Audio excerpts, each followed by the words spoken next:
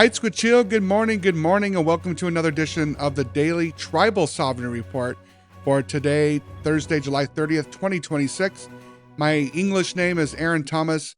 My name is Hau Heaton, and welcome to another great edition. And our focus today continues to be land sovereignty, federal policy, tribal funding, and much more. So let's go ahead and dive into this edition. Up in Canada, our friends at the Canadian Press and Global News are reporting this morning an important legal debate over Indigenous land rights. As it continues up in Canada, the Supreme Court of Canada declined to hear an appeal from the Wolastoqey regarding Aboriginal title claims on privately owned lands. Legal experts expect the decision to influence ongoing title litigation involving the Cowichan in British Columbia. Now, this matters because the outcome could affect whether Indigenous nations can pursue land title claims on lands now held in private ownership. And according to governments opposing broader claims, protecting existing private property rights remains essential, and supporters argue that Aboriginal title represents one of the strongest forms of Indigenous land rights recognition in Canadian law.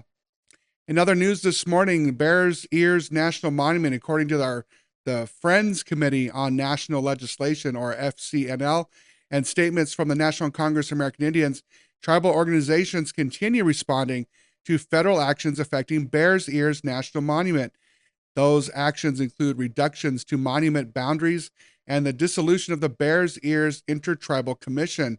Now, Bears Ears contains sacred sites, cultural landscapes, medicinal plant gathering areas, and significant archaeological resources. Now, supporters of tribal co-management say it recognizes Indigenous authority in ancestral homelands. And according to Tribal Nations, NCAI, and preservation advocates, the reductions threaten important cultural and historical resources. Now, the U.S. administration has argued that changes provide greater flexibility for land use and resource access. And in Southeast Alaska land legislation, according to Native America Calling and Indians.com, Congress continues reviewing legislation that could help several Alaska Native communities obtain long-sought land designations. Tribal leaders say land ownership supports housing, transportation, broadband expansion, infrastructure, and economic development projects. Now, supporters note that ownership and control of the land increase tribal decision-making authority and strengthen sovereignty. Federal land management and jurisdictional questions continue to be reviewed. In other news today, according to reporting from the Alaska Beacon, cited by Indian Country Today and the Native American Rights Fund, legal challenges continue over a federally permitted road project in the Alaska Wildlife Refuge. Tribal leaders and environmental groups say the project could affect subsistence practices, wildlife mitigation routes, and traditional territories. Supporters emphasize transportation needs and economic development opportunities. The issue continues to center on tribal consultation and consent. And according to the Native American Rights Fund Indian Law Bulletin, tribes in Oklahoma continue examining the impacts of expanding data center development. Concerns focus on increased energy use and water consumption. Tribal leaders say these projects could affect power availability and resource management decisions that impact reservation lands. Economic development advocates support the projects, while some tribal and environmental voices continue to raise questions about long-term resource demands. And according to the Native American Finance Officers Association, known as NAFOA, and Department of Interior budget documents, tribal organizations continue analyzing fiscal year 2026 funding proposals. Programs under review include the Bureau of Indian Affairs, or BIA, tribal courts, public safety, roads, education, economic development, and natural resource programs. Now, tribal leaders note that federal funding often supports essential government services and infrastructure. Supporters say stable funding strengthens tribal self-determination and governance capacity. Debates continue over federal spending limits and spending levels, energy development provisions, and proposed program reductions. And according to Native News Online, Native advocacy organizations continue expressing concerns about proposed federal election legislation. Advocates say new documentation requirements could create barriers for some Native voters, particularly those facing identification or address documentation challenges.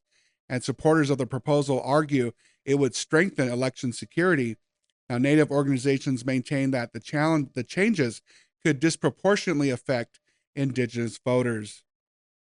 And in education sovereignty this morning, according to ICT, citing South Dakota Searchlight, Native student enrollments at South Dakota universities has reportedly returned to pre-pandemic levels. Higher education continues to play an important role in workforce development and leadership preparation. Tribal leaders say educated citizens strengthen governance, administration, and long-term economic self-sufficiency. And in food sovereignty news this morning, according to ICT and the Alaska Beacon, communities along the Yukon River continue facing significant salmon shortages. For many Native communities, salmon remain central to food security, culture, nutrition, and traditional economic activities. Now, leaders say control over traditional food systems is a key component of Indigenous self-determination. Environmental changes and fishery management challenges continue to be major concerns. And according to the National Congress of American Indians, interest in tribal technology governance continues to grow.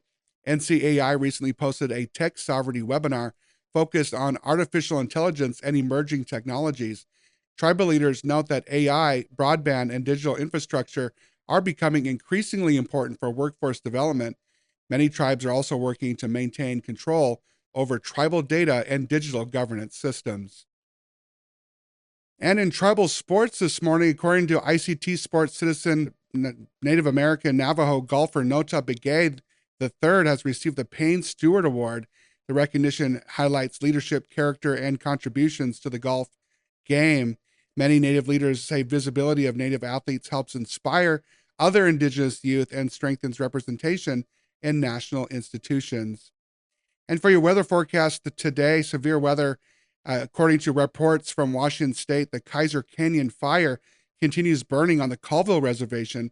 As of July 29th, the fire had exceeded 126,000 acres with more than 1,000 personnel assigned. Tribal emergency management and the land stewardship resources remain under significant pressure. According to regional reports in Oregon, the Warm Springs Reservation continues to be affected by wildfire activity and evacuations related to the bench fire. Emergency response and infrastructure resilience remain critical tribal governance functions. And according to local reporting in New Mexico, Zuni Pueblo continues responding to concerns related to monsoon flooding. In missing and murdered Indigenous persons news this morning, according to the FCNL legislative update, congressional subcommittees recently examined technologies that could improve missing and murdered Indigenous persons investigations. Potential tools discussed include DNA analysis, drones, LiDAR technology, and advanced search systems. Tribal leaders emphasize that Native communities continue to experience disproportionately high rates of violence. In funding challenges, agency coordination, and jurisdictional barriers remain unresolved. According to the sources reviewed on July 29th, no nationwide emergency MMIP alert was identified, although MMIP remains a major focus of tribal and somewhat other federal oversight efforts. Some upcoming events to watch for. According to event announcements and our organizational updates, tribal leaders may wish to monitor several upcoming opportunities. The NAFOA Fall 2026 Conference will focus on tribal finance, infrastructure, economic development, and federal funding. It's happening in Santa Fe this fall, and NCAI continues offering webinars on technology sovereignty, federal policy, and tribal governance. NCAI, the annual event, is happening in Palm Springs this October. And the Senate Committee on Indian Affairs is expected to continue hearings involving tribal water settlement, self-determination, and federal trust responsibilities. Other priorities to watch include wildfire resilience conferences in the Pacific Northwest, tribal energy and utility sovereignty forums, and workshops focused on water rights implementation. All right, you guys, that'll do it this morning for today's daily Tribal Sovereignty Report. We looked at some key sovereignty issues that continue to center on land rights, resource management, funding stability, and much, much more. We're so glad that you joined me. Please hit that click that like and share button, and make sure that you tell your family and your friends about this great podcast that I do Monday through Friday right here. And you can find this podcast on any of the places that you find podcasts, Spotify and Apple, etc., etc. My name is Aaron Thomas. Hauhitan is my hereditary name. I'll see you again tomorrow morning for another great edition of the Daily Tribal Sovereignty Report.